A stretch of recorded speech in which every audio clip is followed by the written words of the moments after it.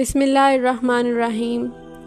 اللہ تعالیٰ قرآن کریم میں تم سے فرماتا ہے، مومنو، یہ کبھی بھی خیال نہ کرنا کہ ظالم جو کچھ کر رہے ہیں اللہ ان سے بے خبر ہے۔ وہ تو انہیں اس دن کے لیے مہلت دے رہا ہے جس دن نگاہیں پھٹی کی پھٹی رہ جائیں گی۔ اللہ تعالیٰ قرآن کریم میں تم سے فرماتا ہے، جو کچھ تم کرتے ہو اللہ کی نظر میں سب کچھ ہے۔ حضرت علی کرم اللہ وجہہ نے فرمایا، اللہ ہر ظالم کو ذلیل اور ہر متکبر کو بے عزت ضرور کرتا ہے۔ حضرت شیخ سعدی رحمۃ اللہ علیہ فرماتے ہیں، مظلوم کی تکلیف تو چند سال کی ہوتی ہے مگر ظالم ابدی مصیبت میں مبتلا ہو جاتا ہے۔ معافیاں غلطیوں کی ہوتی ہیں، زیادتیوں کی نہیں۔ حضرت شیخ سعدی رحمۃ اللہ علیہ فرماتے ہیں، بڑے بڑے متکبروں اور سرکشوں کو بھی اللہ کے سامنے جھکے بغیر چارہ نہیں۔ جن کے دلوں میں دنیا کی محبت بسی ہو، اپنے نفس کے غلام بنے ہوں، انہیں تمام نشانیوں اور ہدایات کے باوجود اللہ کا خوف نہیں ہوتا، وہ اللہ کے نبی صلی اللہ علیہ وآلہ وسلم کی تعظیم و تکریم نہیں کرتے، انہیں راہ حق سمجھائی نہیں جاتی، وہ دنیاوی مال، عہدے اور طاقت کے اختیارات سے مرعوب ہوتے ہیں، لیکن رب کی عظمت اور جلال، قدرت اور قوت، عتاب اور عذاب سے ہیبت اور ڈر نہیں رکھتے، اور نہ ہی پچھلی سرکش اور گمراہ قوموں کے انجام سے سبق حاصل کرتے ہیں۔ وہ اپنی ہلاکت کا سامان خود تیار کرتے ہیں اور آخر کار عبرت کا نشان بن جاتے ہیں۔ حضرت علی رضی اللہ تعالیٰ عنہ فرماتے ہیں، ظالم کے لیے انصاف کا دن اس سے زیادہ سخت ہوگا جتنا مظلوم پر ظلم کا دن تھا۔ اس بات کا یقین رکھو کہ جنہوں نے آپ کو بے سکون کیا ہے وہ پرسکون ہونے کی جتنی بھی اداکاری کر لیں، سکون میں وہ بھی کسی طرح نہیں رہ سکتے۔ آنکھیں سب کی بند ہونی ہیں، لیکن میٹھی نیند تو نیک لوگوں کو ہی آئے گی۔ گھروں کو جوڑنے والے بنیں، توڑنے والے نہیں۔ حسد سے بچیں، حسد انسان کو شیطان کا نوالا بنا دیتا ہے۔ کیسے ہو سکتا ہے کہ کانوں میں قرآن جا رہا ہو اور عمل میں شرک، جادو، تعویذات ختم نہ ہو رہے ہوں؟ قرآن پڑھنے والا نہ جادو کرتا ہے نہ کرواتا ہے۔ جہالت سے بچیں، دوسروں کو بچائیں۔ جادو کبیرہ گناہ ہے، خوف خدا اپنائیں۔ نبی کریم صلی اللہ علیہ وآلہ وسلم نے فرمایا، لوگ جب ظالم کو ظلم کرتے دیکھیں اور اس کا ہاتھ نہ پکڑیں تو قریب ہے کہ اللہ سب کو اپنے عذاب میں پکڑ لے گا۔ اللہ تعالیٰ قرآن کریم میں فرماتا ہے، اللہ ظالم لوگوں کو کبھی ہدایت نہیں دیتا۔ ہر انسان کو تکلیف کا بدلہ لینے کا حق دیا گیا ہے، اسی طرح اور اتنا ہی جتنا وہ تکلیف دیا گیا ہو۔ اس میں یہ حکم ہے کہ بدلہ لینے میں حد سے نہ بڑھنا، اور جو لوگ تکلیف پر کوئی بدلہ نہیں لیتے، صبر کر لیتے ہیں اور اپنا معاملہ اللہ پر چھوڑتے ہیں تو تکلیف دینے والوں سے اللہ ہی حساب لے گا، اور صبر کرنے والوں کے لیے بہترین اجر ہے۔ اللہ تعالیٰ قرآن کریم میں فرماتا ہے، اور جو بھلائی بھی یہ کریں کہ اس کی ہرگز ناقدری نہیں کی جائے گی۔ رسول کریم صلی اللہ علیہ وآلہ وسلم کا ارشاد مبارک ہے، جس نے تکلیف دی اسے اللہ تکلیف دے گا، اور جس نے کسی پر مشقت ڈالی اللہ اس پر مشقت ڈالے گا۔ اللہ تعالیٰ قرآن کریم میں تم سے فرماتا ہے، اللہ یہ پسند نہیں کرتا کہ کوئی دوسرے کے متعلق اعلانیہ بری بات کرے سوائے یہ کہ اس پر ظلم ہوا ہو۔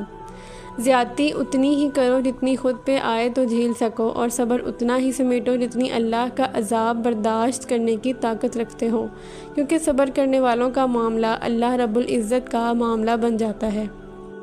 اللہ بدل دیتا ہے حالات، کوئی بھی آزمائش ہمیشہ نہیں رہتی۔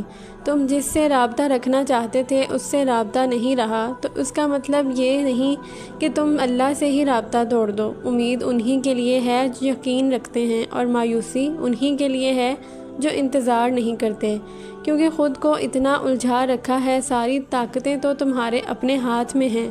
دعا کے لیے اٹھاؤ انہیں اور پھر دیکھو کیا نہیں ہوتا۔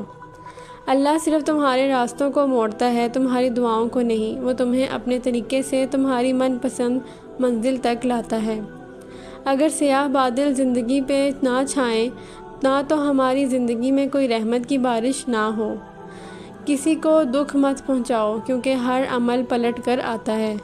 جب اللہ ساتھ ہے تو مت ڈرو کسی سے بھی۔ کیا فرق پڑتا ہے تمہارے خلاف فلاں ہو یا فلاں ہو؟ مت سوچو کہ وہ انکار کر دے گا ہاتھ تھامنے سے، وہی تو ایک تمہارا ہے تھام لو ہاتھ پھر اس اللہ کا جہاں بھی گرنے کا امکان ہو۔ اللہ تعالیٰ کی مرضی کے بغیر نہ کوئی مصیبت آ سکتی ہے اور نہ ہی جا سکتی ہے۔ اللہ تعالیٰ قرآن کریم میں تم سے فرماتا ہے، نیکی کا بدلہ نیکی کے سوا اور کیا ہو سکتا ہے؟ وہ تمہاری روتی ہوئی آنکھوں کو یوں ٹھنڈا کر دے گا جیسے اس نے یعقوب علیہ السلام کی آنکھوں کو ٹھنڈا کر دیا تھا۔ وہ تم تک ہر کھوئی ہوئی چیز بھی یوں واپس لے آئے گا جیسے وہ اندھے کنویں سے یوسف علیہ السلام کو نکال کر یعقوب علیہ السلام تک لے آیا تھا۔ کیا ہو سکتا ہے اور کیا نہیں، یہ سوچنا تمہارا کام نہیں، تمہارا کام بس دعا کرنا ہے۔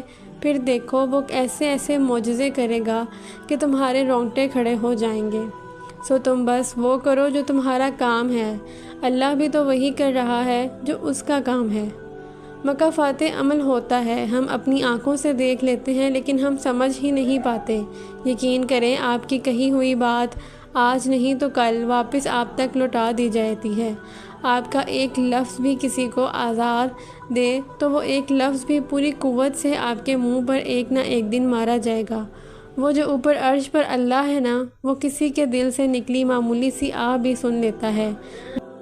رائیگاں کچھ بھی نہیں جاتا، کسی کی تھوڑی سی بھی دل آزاری نہ کریں، کل کے پچھتاوے سے آج کی احتیاط بہتر ہے۔ آہ جو دل سے نکالی جائے گی کیا سمجھتے ہو خالی جائے گی؟ جو دوسروں کے لیے درد کی وجہ بنتے ہیں کسی نہ کسی طرح سے وہ تکلیف ان پہ پلٹا دی جاتی ہے۔ یہ میرے اللہ کا قانون ہے مگر لوگ نہیں سمجھتے۔ کسی کی اصلیت سامنے آنا بھی اللہ پاک کی نعمت ہے۔ کیوں پریشان ہوتے ہو؟ اگر تمہارے ساتھ کوئی غلط کر کے خوش ہے تو کیا تم نے نہیں پڑھا؟ اللہ فرماتا ہے اور تیرا رب بھولنے والا نہیں۔ کسی کی زندگی میں وہ غلطی بن کر بھی کبھی شامل نہ ہوں جس کے بعد آپ تعمر خاموش بددعاؤں کے حصار میں آ جائیں۔ یہ خاموش بددعائیں بہت اوپر تک جاتی ہیں اور پھر انسان کو نہ مرنے دیتی ہیں اور نہ ہی جینے دیتی ہیں۔ زیادتی اتنی ہی کرو جتنی خود پر جھیل سکو، اور صبر اتنا ہی سمیٹو جتنا اللہ کا عذاب برداشت کرنے کی طاقت رکھتے ہو، کیونکہ صبر کرنے والے کا معاملہ اللہ کا معاملہ بن جاتا ہے۔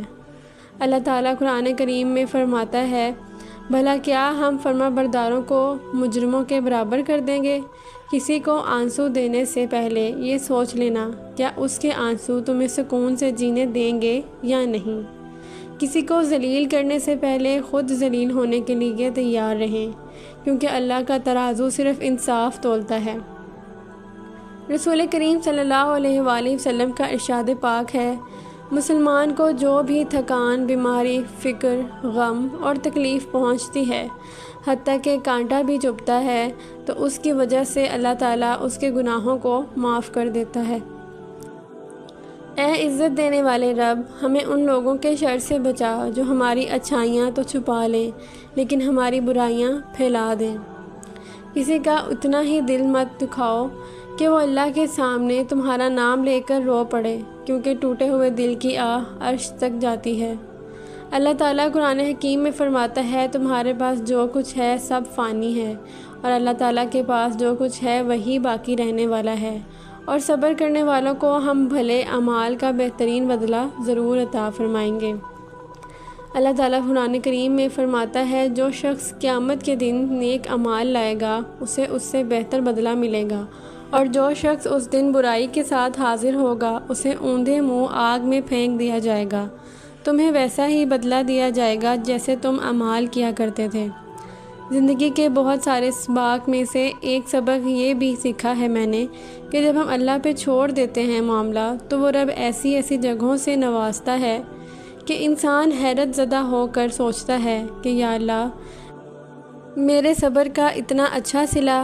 ہم لوگ یہ سوچنے لگ جاتے ہیں کہ جس نے برا کیا اس کے ساتھ کچھ ہوا ہی نہیں، یہ نہیں دیکھتے کہ اللہ ہمیں اس دنیا میں کیا کیا دے رہا ہے۔ اور جہاں تک بات ہے اگلے کے مکافات عمل کی، تو وہ اللہ بہتر جانتا ہے، اور کب، کس کو، کیسے اور کیا سبق دینا ہے۔ صرف ایک بار دل بڑا کر کے اپنا معاملہ اللہ پر چھوڑ کر دیکھیں۔ حضرت ابو ہریرہ رضی اللہ تعالیٰ عنہ فرماتے ہیں کہ نبی کریم صلی اللہ علیہ وسلم نے فرمایا کہ اللہ فرماتا ہے کہ جب میں کسی مومن بندے کی محبوب چیز اس دنیا سے اٹھا لیتا ہوں تو پھر وہ ثواب کی نیت سے صبر کرے تو اس کا بدلہ جنت ہی ہے۔